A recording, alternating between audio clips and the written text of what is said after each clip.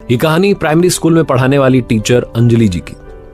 वो 5th class के बच्चों को पढ़ाती थी और जब भी क्लास में जाती थी तो कहती थी आई लव यू ऑल। लेकिन जब वो ये आई लव यू ऑल बोल रही होती थी तो उन्हें मालूम होता था कि वो झूठ बोल रही है, क्योंकि क्लास में एक बच्चा था जिससे उन्हें नफरत थी।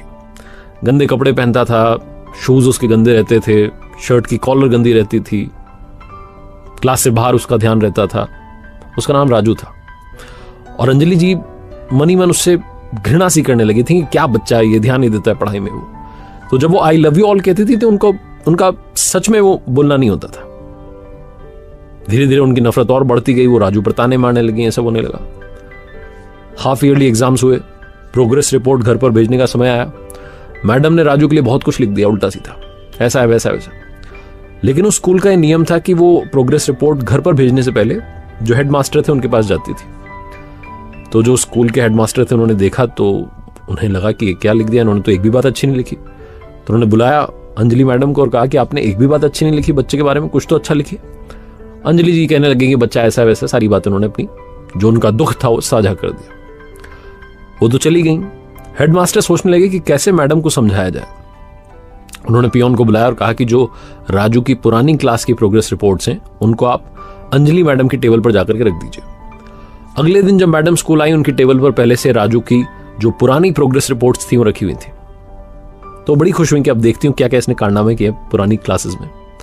उन्होंने देखना शुरू किया, 3rd क्लास की रिपोर्ट उठाई तो उसमें लिखा हुआ था कि राजू बहुत ही अच्छा बच्चा है, बहुत इंटेलिजेंट है, बहुत समझदार है।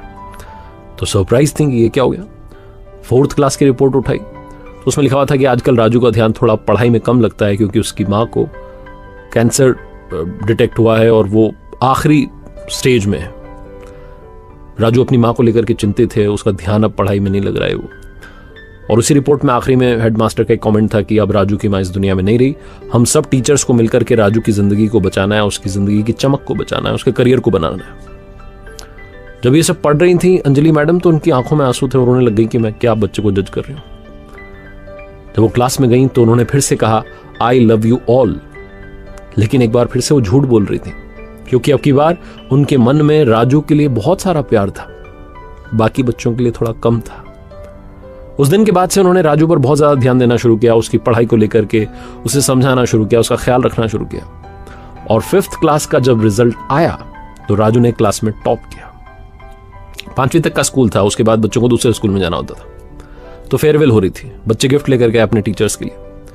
राजू जो था वो अंजलि मैडम के लिए पैकिंग अच्छी नहीं थी बट एक गिफ्ट लेकर के आया। बच्चे हंसने लगे कि क्या लेके आ गया। मैडम ने उस गिफ्ट को खोला, ओपन किया तो उसमें छोटी सी परफ्यूम की बोतल थी, इत्र की शीशी थी और एक कंगन था।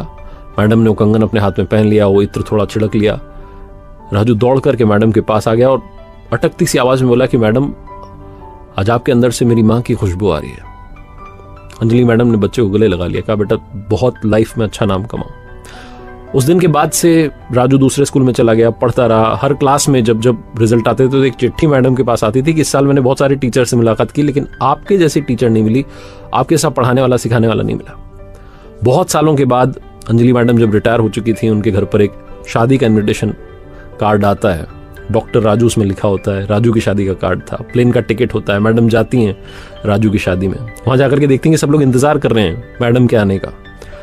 जब मैडम वहां पहुंचती हैं तो राजू माइक पर कहता है कि ये हैं वो मेरी माँ जिनसे मैं आपको मिलवाना चाहता था। कहानी बहुत छोटी है लेकिन ये टीचर शिष्य गुरु शिष्य उससे बहुत बढ़कर है।